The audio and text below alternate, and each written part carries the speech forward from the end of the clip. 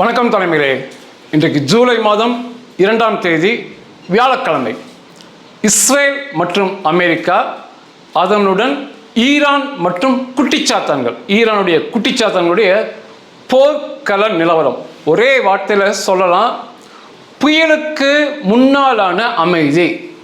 புயலுக்கு முன்னாலான அமைதியை தான் நீங்கள் இப்போ பார்க்குறீங்க. இப்போ மிகப்பெரிய தாக்குதல் எதுவுமே இல்லாத போல தெரியுது. ஆனால் இதை புயல், மிகப்பெரிய புயல் இடி அடிப்பதற்கு முன்னால் ஒரு நிசப்தம் காணப்படும். அப்படி தான் நம்ம இதை சொல்லணும். 2 நிகழ்வுகள், முக்கியமான நிகழ்வுகள் நம்ம தெரிஞ்சுக்கணும். ஒன்று இன்னைக்கு நடக்குது இஸ்ரேலில். அக்டோபர் 7, 2023 இஸ்ரேல் மீது தாக்குதல் நடத்தப்பட்டு, அந்த இன படுகொலை நடத்தப்பட்டு 1000 நாட்கள் முடிஞ்சிருக்கு. இன்னைக்கு 1000வது நினைவு தினம். பாருங்க, காலம் எவ்வளோ வேகமாக ஓடுன்னு சொல்லி. முழுக்க முழுக்க படுகொலை செய்யப்பட்ட குடும்பங்களில் சாட்சியங்கள், எப்படி படுகொலை பண்ணப்பட்டாங்க, அவர்கள் எப்படி வாழ்ந்தார்கள், என்ன கனவோடு இருந்தார்கள் சொல்லி தொடர்ச்சியாக அதை பற்றிய பேச்சுக்கள் இஸ்ரேல் முழுக்க போய் மிகப்பெரிய வெறியோடு அந்த இஸ்ரேல் மக்களை மிகப்பெரிய வெறி ஏற்றுது அந்த நிகழ்வு, இன்னைக்கு நடக்கிற நிகழ்வு. அதே சமயத்தில் ஈரானில் பார்த்தீங்கன்னா இந்த மாதம் 4ஆம் தேதியிலிருந்து 10ஆம் தேதி வரைக்கும் ஈரான் உச்சபட்ச மதவெறியன் எலி கொமேனி, அவன் மற்றும் அவன் குடும்பத்தின் இறுதி சடங்கு நடக்க போகுது. 4ஆம் தேதியிலிருந்து 10ஆம் தேதி வரைக்கும் முழுக்க முழுக்க அவனை பற்றி புகழ் பாடல், அவன் செய்த சாதனை, தியாகம், இப்படி மிகப்பெரிய அளவு பேசி, அந்த பெண்கள் குழந்தைகள் கொல்லப்பட்டதெல்லாம் பேசி, அந்த மக்கள், ஈரான் மக்கள் மிகப்பெரிய அளவு வெளியேற போகிறாங்க. இந்த நிகழ்வுகள்லாம் பார்த்தீங்க அப்படின்னா இந்த சண்டை நிறுத்தம் என்பது ஒரு தற்காலிகமானதுன்னு சொல்லி புரிஞ்சுக்கலாம். அதை தாண்டி ஈரானில் ஒரு சத்தம் வந்துக்கிட்டே இருக்கு தொடர்ச்சியாக. இங்கே யாரும் கவனிக்கலை. ஈரான் மக்கள், இந்த ஈரான் பேடி IRGC இராணுவம், அந்த மத வெறியனங்களாம் என்ன சொல்கிறாங்க அப்படின்னா, எலி கொமேனி ரத்தத்திற்கு பழி எங்கே? இந்த கேள்விக்கு அங்குள்ள இராணுவம் மற்றும் அந்த அரசால் பதில் சொல்லவே முடியல. ஏன்னா ஈரானில் அவனை தாண்டிய உச்சபட்ச தலைவன் எவனுமே கிடையாது. குடும்பத்தோடு அழிச்சிட்டாங்க இஸ்ரேல் இராணுவம். அதற்கு இணையாக எந்த ஒரு நபரும் அமெரிக்காலேயோ இஸ்ரேல்லையோ கொல்லப்படல. அதுக்கு இணையாக கூட இல்லை, அதுக்கு மிக கீழ் மட்டத்தில் கூட இஸ்ரேலில் அமெரிக்காவில் கொல்லப்படல. இப்போ அந்த ஈரான் மக்கள் என்ன கேட்குறாங்கன்னா, அந்த மதவெறி சிந்தனை உள்ள மக்கள் உச்சபட்ச தலைவன் எலி கொமேனி, அதன் குடும்ப ரத்தத்திற்கு பழி எங்கே கேட்குறாங்க. நிச்சயமாக இதற்கான பதிலை தேடும் முயற்சியில் அந்த பேடி இராணுவம் நிச்சயமாக ஈடுபடுவாங்க. ஈரான் அதிகபட்சமாக அந்த சவ அடக்கம் நடைபெறுகிறது இல்லையா, இந்த 10ஆம் தேதி ஜூலை 10 வரைக்கும் ஒரு முகத்தோடு இருப்பாங்க. அந்த சவ அடக்கம் முடிஞ்சு விட்டு எலி கொமேனியை புதைச்சிட்டாங்க அப்படின்னா, அதற்கப்புறம் அவர்களுடைய சுயரூபத்தை திரும்ப நிச்சயமாக காட்டுவார்கள். அதுக்கு தயாராக இஸ்ரேல் இராணுவம் இருக்கு. மிகப்பெரிய போருக்கு, அதுவுமே அமெரிக்கா இல்லாத இஸ்ரேல் மட்டும் தனியாக செல்லும் போருக்கு தயாராக இருக்கு. அவங்க பாதுகாப்பு அமைச்சர் என்ன சொல்றாருன்னா, நாளைக்கு ஒரு மிகப்பெரிய அளவு போர் ஈரானோடு நடைபெற போகிறது என்ற ரீதியில் எப்பொழுதும் தயாராக இருங்கன்னு சொல்லி அந்த இஸ்ரேல் இராணுவத்துக்கு அறிக்கை கொடுத்துருக்காரு. இஸ்ரேல் நேற்று அதிகாரப்பூர்வமாக சொன்னாங்க, இந்த பாலைவன பயங்கரவாதிகளுக்கு 2 வழிகள் இருக்கு அவங்க முன்னால. பாலைவன பயங்கரவாதிகள் என்பது இன்னைக்கு காசாவில் உள்ள ஹமாஸ் பன்றிகள் ஒன்று, 2வது லெபனானில் உள்ள இசபுல்லா பன்றிகள், 3வது ஈரானில் உள்ள IRGC மற்றும் மதவெறி பன்றிகள். இவங்க தான் பாலைவன பயங்கரவாதிகள். இன்னைக்கு அவங்களுக்கு முன்னால் 2 வழி இருக்கு. ஒரு வழி, ஆயுதங்களை கீழே போட்டுவிட்டு அமைதி அன்போடு இருக்கலாம், எதிர்காலம், ஒரு சிறந்த எதிர்காலம் அனைவருக்கும் இருக்கும் ஒன்று. 2வது வழி, ஆயுதம் கீழே போடாமல் பயங்கரவாதம் பண்ணலாம், மிகப்பெரிய பேரழிவை சந்திக்க வேண்டியிருக்கும். ஆக மொத்தம் இந்த 2 வழி உங்களுக்கு இருக்குங்கிறாங்க. நிச்சயமாக இந்த பாலைவன பயங்கரவாதிகள் ஒரு காலமும் திருந்த மாட்டாங்க. இவங்க பிறவி குணம், அடிப்படை சித்தாந்தமே பயங்கரவாதம் தான் என்ற ஒரு 3 சின்ன வீடியோ இருக்கு பாருங்க. எல்லாமே சமீபத்தில் ஒரு 2-3 நாட்கள் 10 நாட்களுக்குள் வந்த வீடியோக்கள். நீங்க முதல்ல பார்க்குற வீடியோ லெபனான்ல இசபுல்லா ஆதரவு சிந்தனை பெற்ற பயங்கரவாதி அந்த லெபனானுடைய அரசு சின்னத்தை தீயிட்டு எரிக்கும் வீடியோ நீங்க பார்க்கலாம். அவனுக்கு திருந்தவே மாட்டானுங்க.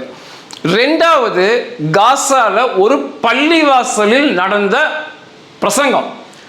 எல்லோருமே கோவிலுக்கு நான் பாவம் செஞ்சுட்டேன், இனி பாவம் செய்ய மாட்டேன், எனக்கு ஒரு மன்னிப்பு கொடுங்கன்னு சொல்லி கோயிலுக்கு சென்று வரும்போது, கோயிலை விட்டு வரும்போது அமைதியாக அன்பாக திருந்தி வெளியே வருவாங்க. ஆனால் இங்கே தலைகீழ காசால் நடக்குது. அந்த இமாம் என்ன பிரசங்கம் பண்ணுறான்னா, அவன் கையில் இருக்கிறது கிளாக் பிஸ்டல்பாங்க, உலக புகழ் பெற்ற கைத்துப்பாக்கி கிளாக். அதை வச்சிருக்கான் அவன்.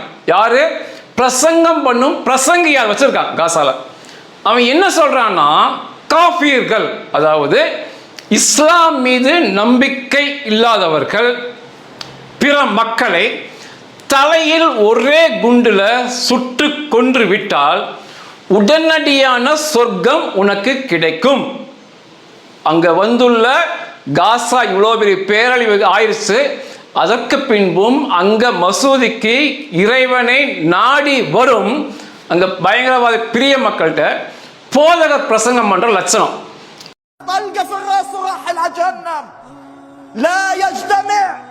كما قال عليه الصلاة والسلام كافر وقاتله في النار أبدا. النبي عليه الصلاة والسلام يعطي بشرى لمن يقتل المجرمين، لمن يقتل الكافرين. وأي عبادة هي أعظم من سفك دماء الكافرين. நீ துப்பாக்கியால சுட்டு கொன்னுட்டா உனக்கு தண்டனை கிடைக்காது, அதுக்கு மாற்றாக உடனடி சொர்க்கம் கிடைக்கும். காஃபிர்களை, இஸ்லாமை நம்பாதவர்களை சுட்டுக் கொள்ள வேண்டும் என்ற பிரசங்கம். இது இப்போ வைரலாக போயிட்டு இருக்கு இஸ்ரேலில். சமீபத்தில் கிடைத்த வீடியோ.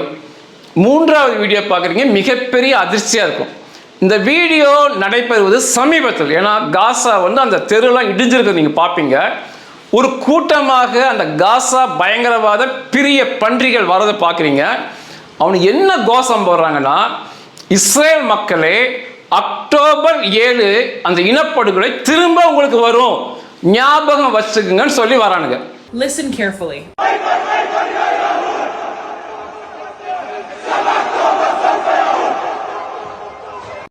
தேசமே அழிக்கப்பட்டிருக்கு, வாழ்வாதாரம் நசுக்கப்பட்டிருக்கு, இவ்வளோ பெரிய சேதங்கள் கொடுத்தாச்சு. என்றாலும் இவனுக்கு கொஞ்சமும் திருந்தாமல் சுய நாட்டு கொடியை தீப்பற்று வைப்பது, பள்ளிவாசலுக்குள்ள மத போதகர் இமாம் இஸ்லாம் அல்லாத மக்களை தலையில் சுட்டுக்கொள்ள வேண்டும் என்று சொல்வது, இவ்வளோ அழிவுக்கு பின்னாலும் இன்னும் ஒரு அடுத்த இனப்படுகொலை செய்வோம் என்று பகிரங்கமா கத்துறது. இவனுங்க கொஞ்சமும் திருந்த மாட்டாங்க. ஆனால் இந்த போரில் ஒன்னே ஒன்று பார்த்துக்குங்க, இந்த ஈரான் இஸ்ரேல் போரில் இந்த சண்டையை ஆரம்பித்து வைத்தது இஸ்லாமிய பயங்கரவாதம் தான். அந்த இஸ்லாமிய பயங்கரவாதம் இந்த சண்டையை ஆரம்பிச்சு வைக்கணும்னா இவ்வளோ பிரச்சனை காசால, லெபனான்ல, ஹவுதி ஏமன்ல, ஈரான்ல எங்கேயுமே இருக்காது. ஆரம்பித்து வைத்தது இஸ்லாமிய பயங்கரவாதம் தான்.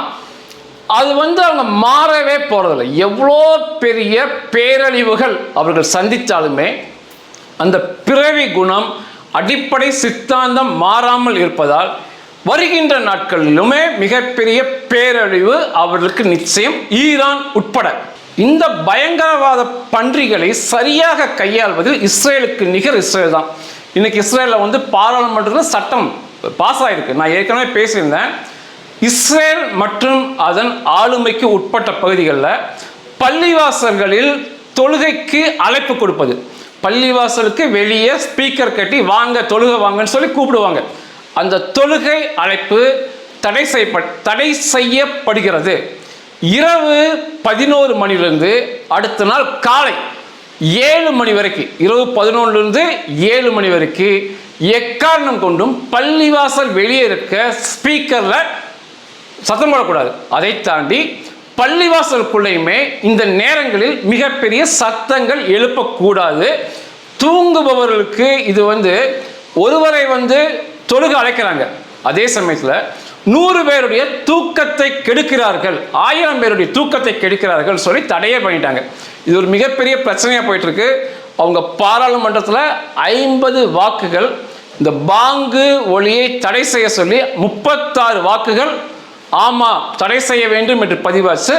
14 வாக்குகள் மட்டும் எதிர்த்து பதிவு பண்ணாங்க. இந்த சட்டம் நிறைவேறி பாராளுமன்றத்தில் நிறைவேறி இனி இது சட்டமாக்கப்படும் இஸ்ரேல்ல. அதை தாண்டி காசால இன்னைக்கு 70% நிலப்பரப்பு இஸ்ரேல் கைவசம் இருக்கு. அது 100% பண்ணுங்க. மொத்த காசாவும் இஸ்ரேல் இராணுவ கட்டுப்பாட்டில் வரணும்.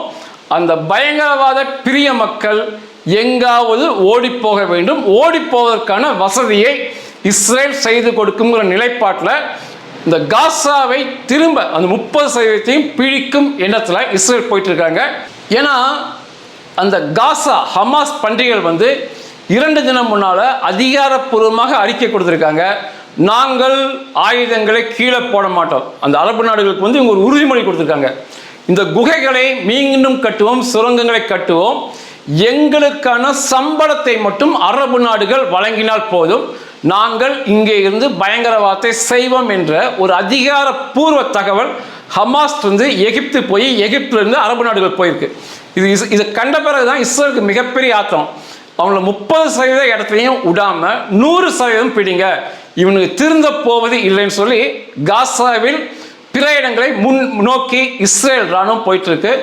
லெபனான்ல இஸ்ரேல் பிரதமர் பென்யமின் நெத்தன்யாஹு அவர்கள், பாதுகாப்பு அமைச்சர் இஸ்ரேல் காட்ஸ் மற்றும் முப்படை தளபதி ஏஆர் ஜமீர், துணை முப்படை தளபதி 4 பேருமே லெபனான் சென்று இஸ்ரேல் ராணுவ வீரர்களை சந்தித்து நேற்று உற்சாகப்படுத்தி பேசி பிரதமர் பேசினாரு. 9000 இஸ்புல்லா பயங்கரவாதிகளை கொன்று உள்ளோம். இந்த சண்டையில் இன்னும் கொல்ல வேண்டும், தொடர்ச்சியாக செயல்படுங்கள், பிடிக்கப்படுகின்ற பகுதிகள் நமக்கு தான், அது திரும்ப அவனுக்கு கொடுக்கவே மாட்டோம், அதனால தொடர்ச்சியாக முன்னேறி லெபனானை பிடியுங்கள், இஸ்புல்லா பயங்கரவாதிகளை இப்படி ஆயிரக்கணக்கில் கொல்லுங்கன்னு சொல்லி பகிரங்கமாக பேசியிருக்காரு. இந்த பயங்கரவாத பன்றிகளை கையாள்வதில் இஸ்ரேலுக்கு நிகர் இஸ்ரேல் தான். ஏன் புயலுக்கு முன்னாலான அமைதி அப்படிங்கிறனா, இந்த சண்டை இல்லாதது இந்த மாதம் 10ஆம் தேதி எலி கொமேனியை புதைக்கும் அளவுக்கு இருக்கலாம். ஏன்னா ஹொர்மோஸ் ஜலசந்தியில் அந்த எண்ணெய் கப்பல்கள், எரிவாயு கப்பல்கள் கடக்க பணத்தை கொடுத்து விட்டு தான் கடக்கிறாங்க. அமெரிக்கா என்ன சொன்னாலுமே ஈரான் IRGC பேடி இராணுவத்திற்கு கப்பம் கட்டிவிட்டு தான் இந்த நொடி உலக கப்பல் கடந்து வருது. இந்த ஹொர்மோஸ் ஜலசந்தியில் IRGC ஈரான் பணம் வாங்கிட்டு தான் அனுமதிப்பாங்க அப்படின்னு சொல்லி முதல்ல இங்கே தமிழ்நாட்டில் பதிவு செய்தது நான் தான். அவனுக்கு காசு வாங்குறாங்கன்னு சொல்லி அதுக்கு பின்னால தான் பல நாட்கள் கழித்து அது ஊர்ஜிதமாச்சு. இந்த நொடியும் அமெரிக்கா சொல்வதை கேட்காமல் அனைத்து கப்பல்களிடம் கப்பம் வாங்கிவிட்டு ஒரு ஆதாயத்தை பெற்றுக்கொண்டு தான் ஈரான் கப்பலை அனுமதிக்கிறாங்க. இது மிகப்பெரிய பிரச்சனை. இரண்டாவது, அதை விட மிகப்பெரிய பிரச்சனை, IAEA இன்ஸ்பெக்டர், சர்வதேச அணுசக்தி முகமை ஆய்வாளர்கள் இந்த அமெரிக்காவும் இஸ்ரேலும் ஈரானில் அணு நிலையங்கள் அதில் குண்டு போட்டாங்க. நட்டான்ஸ், இஸ்பகான் போன்ற பகுதியில் எந்தெந்த பகுதியில் குண்டுகளை போட்டாங்களோ அந்த இடங்களுக்கு IAEA இன்ஸ்பெக்டருக்கு அனுமதி இல்லை. அதை தாண்டி புதிய இந்த அணுசக்தி நிலையம் செயல்படும் இடங்களை பார்க்கலாம். IAEA இன்ஸ்பெக்டர் குண்டு போட்ட இடத்துக்கு போகக்கூடாது, அதுக்கு அனுமதி இல்லைன்னு சொல்லி இன்னைக்கு அதிகாரப்பூர்வமாக ஈரானுடைய சபாநாயகன் காலிபாப் அவருடைய வாயாலேயே அறிவிச்சிருக்கான். இது என்ன காட்டுது அப்படின்னா, அந்த குண்டு போட்ட இடங்கள்ல தான் அந்த செறிவூட்டப்பட்ட யுரேனியம் 480 கிலோ இருக்கு. அதிகபட்சமாக இஸ்பகான்ல 4 இருக்கும்பாங்க. அதுக்குள்ள வைத்து இயந்திரங்களை எப்படியோ உள்ள கொண்டு போய் சத்தமே இல்லாமல் அணுகுண்டை நோக்கி நகர்கிறார்கள் என்று புரிய வருது. அந்த இடத்துக்கு அனுமதி இல்லை, வேற எங்கே வேணால் ஈரானை சுற்றி பாருங்கிறது ஏற்றுக்கொள்ள முடியாத செயல். இது ரெண்டாவது. மூன்றாவது, ஈரானுடைய பேடி இராணுவம் IRGC பகிரங்கமாக அணுகுண்டை செய்துவிட்டு நம்ம பேச்சுவார்த்தை நடத்தலாம், அணுகுண்டு நம்ம கையில் இருக்கட்டும், மற்றதெல்லாம் பேசலாம் என்று சொல்வது. இது எல்லாமே அவர்கள் அந்த நிலையங்களுக்குள்ள, குண்டு போட்ட நிலையத்துக்குள்ள எப்படியோ ஒரு வழியில் இயந்திரங்களை மாட்டி அணுகுண்டை நோக்கி நகர்ந்து விட்டார்கள் என்று சொல்லலாம். ஒரு 80% போயிட்டாங்கன்னு கூட சொல்லலாம். ஏன்னா அதனால தான் அந்த இடத்துக்கு அனுமதி இல்லை, வேறு பக்கம் போய் சுற்றி பாருங்கன்னு சொன்னது. இது மூன்றாவது. நான்காவது தொடர்ச்சியாக லெபனான் மிக கடுமையாக தாக்கப்படுது. உங்களுக்கு ஒரு சந்தேகம் வரும், காசாக்காக வராத ஈரான் லெபனானுக்காக ஏன் வராங்க அப்படின்னா அவங்களே சொல்கிறானுங்க. அதுவுமே ஈரான் சபாநாயகர் காலிபாப் தான் பேசணும். அவன் என்ன சொல்கிறான்னா, ஈரான் தாக்கப்பட்ட போது காசா ஒன்றுமே செய்யலை, காசா மக்கள் ஹமாஸ் எந்த போராட்டத்திலும் ஈடுபடல. ஆனால் ஈரான் தாக்கப்பட்ட போது லெபனான் போராடி 4000 லெபனான் மக்கள் உயிரை கொடுத்துள்ளார்கள் இந்த ஈரானுக்காக. அதனால ஈரான் லெபனானை விட்டு கொடுக்க முடியல, காலிபாப் பேசலாம். இது நாலாவது. ஏன்னா இஸ்ரேல் தொடர்ச்சியாக லெபனானை மிக கடுமையாக தாக்கிட்டு இருக்காங்க. அதனால இந்த புயலுக்கு முன்னாலான அமைதி எலி கொமேனியை புதைக்கும் வரைக்கும், எலி கொமேனி அவன் குடும்பத்தை புதைக்கும் வரைக்கும் ஈரான் அந்த அவருடைய சுய ரூபத்தை காட்டாம புதைப்பது வரைக்கும் அடிக்காமல் இருக்க வேண்டும். இஸ்ரேல் அந்த பிணத்தை புதைக்கும் போது அடிக்காமல் இருக்கணும், அமெரிக்கா அடிக்காமல் இருக்கணுங்கிறதுக்காக நடிப்பானுங்க. புதைத்து விட்ட பிறகு அவருடைய சுய ரூபத்தை காட்டுவாங்க. ரெண்டு தான் மிகப்பெரிய பிரச்சனையாக மாறும். ஒன்று, இந்த லெபனான் தொடர்ச்சியாக இஸ்ரேலால் அழிக்கப்படுவது. இரண்டாவது, அந்த கேள்வி என் மனசில் நின்றுட்டே இருக்கு, ஈரான் உச்சபட்ச தலைவன் எலி கொமேனி அவன் குடும்பம் கொல்லப்பட்டதற்கு அந்த ரத்தத்திற்கு ரத்தம் எங்கே, பழி எங்கன்னு கேட்குறாங்க. அதற்கு அவங்களால பதிலே சொல்ல முடியல. ஈரான் பேடிகளால், பேடி இராணுவ வீரர்களால் அதுக்கு ஏதாவது பண்ணுவானுங்க. இந்த பாலைவன பயங்கரவாதிகள் ஒரு காலமும் திருந்த போவதில்லை. இவருக்கு தெரிந்தது பயங்கரவாதம், இஸ்லாமை நம்பாத மக்களை பகிரங்கமாக கொல்ல வேண்டும் என்று பள்ளிவாசல்கள் பேசுவது, அடிப்படையிலேயே இந்த பிற மக்களை ஏற்றுக்கொள்ளாத மனப்பக்குவம், இதெல்லாம் இருக்கிற வரைக்கும் இஸ்ரேலுக்கு சண்டை அவசியம். அதனால இஸ்ரேல் மக்கள் கையில் ஆயுதம் இருக்கும் வரைக்கும் தான், அவர்கள் சண்டை இடும் வரைக்கும் தான் இந்த பாலைவன பயங்கரவாத பன்றிகளின் இடையே அவர்கள் வாழ முடியும். சண்டை அவசியம். அங்கு இருந்தனால தான் இவ்வளோ தெளிவாக பேச முடிகிறது. நன்றிகள்.